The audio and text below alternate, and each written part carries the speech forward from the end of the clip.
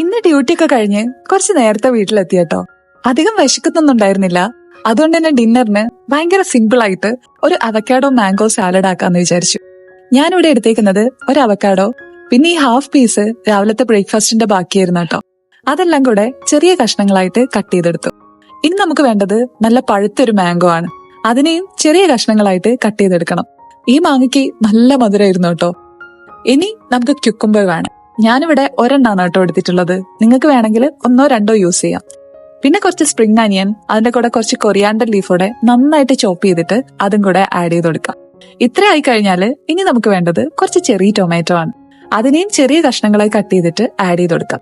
പിന്നെ ടേസ്റ്റ് ഒന്ന് ബാലൻസ് ചെയ്യാൻ വേണ്ടി കുറച്ച് ലെമൺ ജ്യൂസ് ഇവിടെ സ്ക്യൂസ് ചെയ്തിട്ട് അതിൽ കുറച്ച് പെപ്പറും ചില്ലി ഫ്ലേക്സും കൂടെ ആഡ് ചെയ്തിട്ട് നന്നായിട്ട് മിക്സ് ചെയ്ത് ആവശ്യത്തിനുള്ള സോൾട്ടും കൂടെ ചേർത്ത് മിക്സ് ചെയ്താൽ സാലഡ് റെഡി. ഇനി നേരെ ഇരുന്ന് കഴിച്ചു നോക്കിയപ്പോൾ അടിപൊളി ടേസ്റ്റ് ആയിരുന്നു കേട്ടോ.